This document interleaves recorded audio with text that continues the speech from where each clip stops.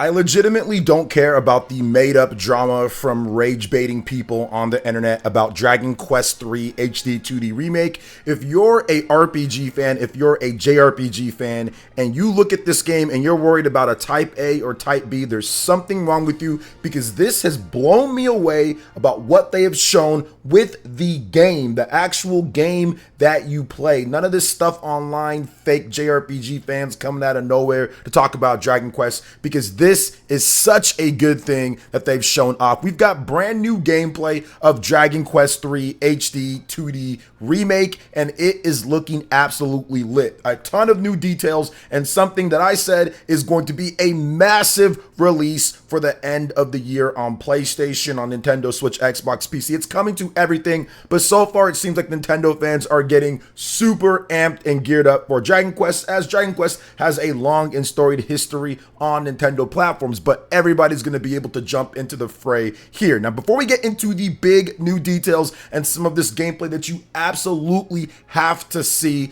I want to say what's good to everybody. OJ here. Welcome back to another video. Please make sure you hit that like button, subscribe if you are someone new, and click that notification bell to get my Nintendo Switch JRPG videos, countdowns, and more. First, we've had a lot of awesome stuff, and we're going to keep it rolling right into Dragon Quest III HD 2D Remake. Now, we've got 30 brand new minutes of gameplay footage, but there's been a bunch of Japanese previews showing off the updated build of the game that looks similar to what we saw before with the original trailer that was like 3 years ago or something, but they've completely overhauled the camera angles, the effects, some of the details, and we've got a bunch of new information on the game. So let's go ahead and jump into it here with Dragon Quest III HD 2D Remake. Here are a lot of the details. Made many improvements for modern players while staying true to the original. So that's something, if you've played the original Dragon Quest games, they absolutely needed some modern touches and bumps and quality of life features. Otherwise, people were probably not going to give this game a shot. So I do love that. Now, we have additional story elements supervised by Yuji Horii himself. So it's not just the same story, same game, same everything, just copy and dragged over. There are going to be a number of new things added in, which is awesome for people who've already played the game and want something a bit fresh to get into. Next up, the protagonist will have two appearances, Type A and Type B. I'm not subscribing to all the controversy and rage with some people online. Doesn't matter at the end of the day. The game is what's important, and this game is looking absolutely incredible. Next up, towns appear like miniatures in the overworld, and monsters appear in towns, so gotta be on your toes, it seems there. Now, the amount of villagers in towns is increased with new conversations. Gonna love that extra conversations, extra stuff for people who, once again, did play the original, and so you can find some new things in the game. Awesome to hear about that. Hopefully there's some nice side quests and extra things that some of these new conversations can spawn, or items or information about where you need to go or what you need to get, or maybe even secret dungeons, secret areas. So I love that stuff when they add that in. Now, you do have the overworld changing from day to night as in-game time passes, which it might seem like a not that big of a deal thing, but you'd be surprised. Some of the biggest games out there don't have day-night. I think Final Fantasy VII Rebirth, for example, does not have day-night cycles when it comes to you out in the open world in certain areas or in most areas. So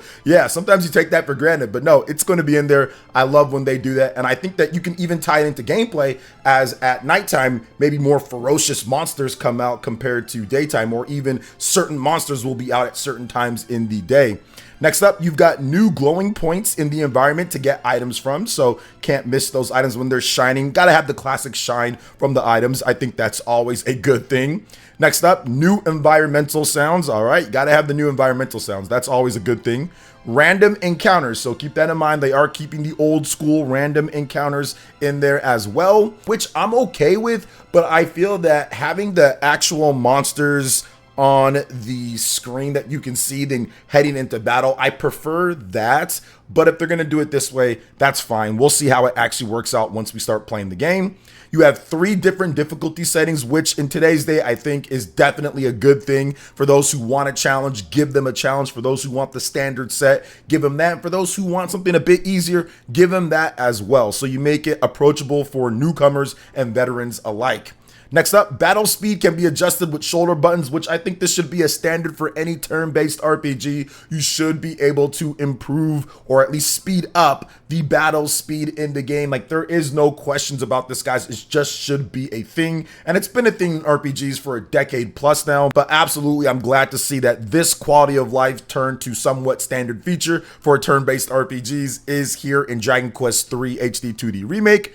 Now, you also have the auto-save feature that's in the game, so it will have that. You have 9 slots for manual saves as well. Yeah, it's good to have the extra save slots. Next up, you have the last 30 conversations are saved to a menu, which this is something that I feel that not every single RPG does. If you accidentally scroll through the text too fast, you won't be able to see what they said before. A lot of games do have it, but there are a number of RPGs that don't. So I'm very happy that this has it in here. I think SMT5 Vengeance does not have that feature to where you can see. Maybe I'm missing it. They have a lot of new features. You have 2 camera distances. You have normal and close up. So I've always found it fascinating when RPGs kind of go for more of a close-up angle, or when you go for like the zoomed out angle. I know in Xenoblade Chronicles, people play it very different. Some people like to play it all the way, kind of zoomed in a little bit, but I like to play it as zoomed out almost as possible, just so I can evaluate the whole world and I can see everything and the battles. I can see all my characters and everything like that, and to where it doesn't get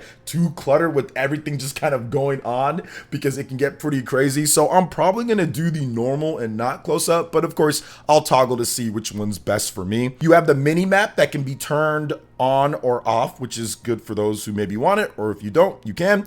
You have 2 graphics modes on consoles: frame rate 60 frames per second or graphics 4K. And there's 4K resolution on PS5, Xbox Series, and PC. So Switch version does not have the 4K, obviously, but we'll see how the frame rate mode works, if it's 60 on the Nintendo Switch or not, because most of the HD 2D games on Switch are 30 frames per second. So we'll see how they handle that. This preview definitely is probably the PlayStation 5 version of the game based off of what I'm seeing here, but of course I'll update it if there is an issue. So those are all the new details with Dragon Quest III HD 2D Remake. The game is looking fabulous. I'm very excited for it to launch this November 14th to be exact, and I think it's going to be a phenomenal experience. These updates really make the game so much more playable and just flat out better. It's still the same game that you know and love, but they've added so much extra TLC and they've added so much extra quality of life options and things to the game. Like, they truly cared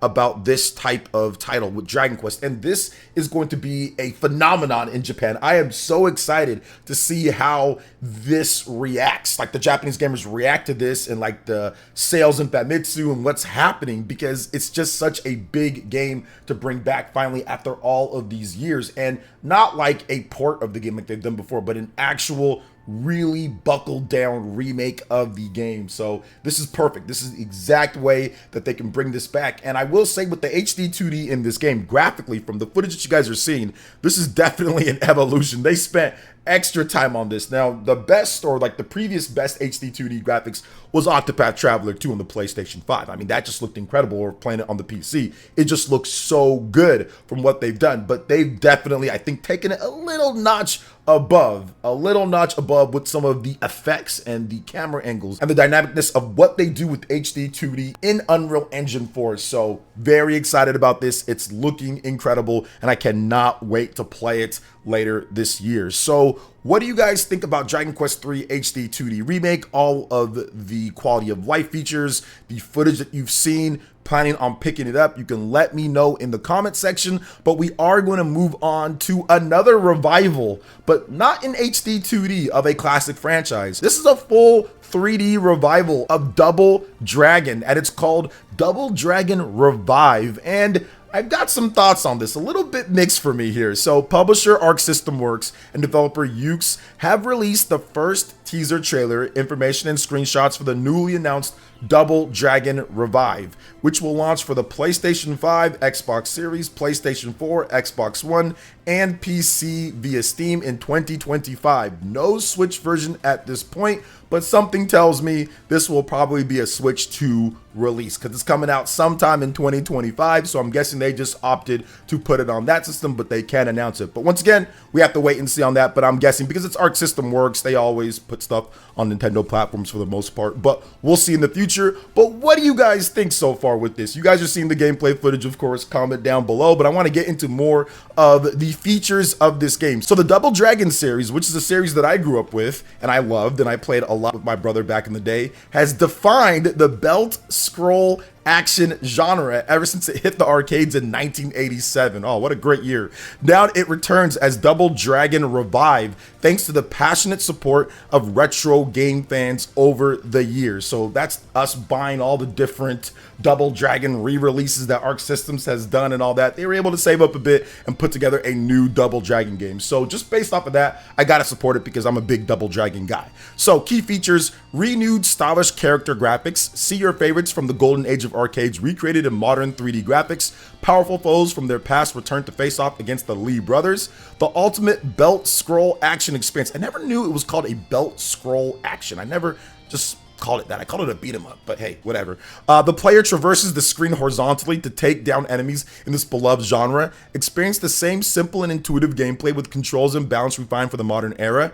The careful crafted experience, supervised by staff with experience on Arc System Works fighting game titles, makes it easy for new players to get engrossed right away. Thrilling strategic action. The combat requires adaptation and variety, more than a simple button masher. Delve into the strategy by learning enemy patterns and finding the most effective attack timings.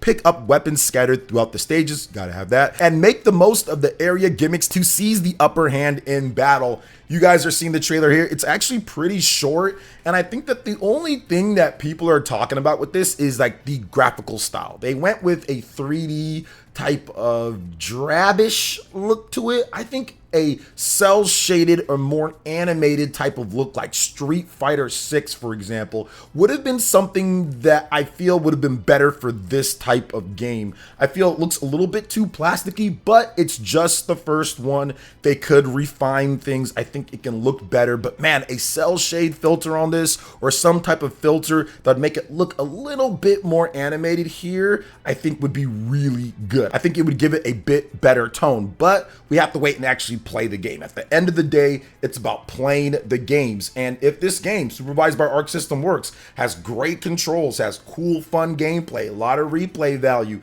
and it's a great revival of the Double Dragon series so we can continue to get more, I'm all down for it. But first trailer so far, definitely mixed opinions on it. So I want to know, what are your thoughts on Double Dragon Revive? Does it look good? Does it not? Let me know in the comment section, and let me know what you think, of course, about Dragon Quest III HD 2D Remake for this video. I'd love to hear your thoughts in the comment section below. All right, guys, that wraps it up for this video here. Thank you so much for watching. I do appreciate it. Please make sure you hit that like button, subscribe if you are someone new, and click that notification bell to get my Nintendo Switch RPG videos and updates first, as soon as they go live. Thank you for watching, and we'll catch you for the next one. Peace.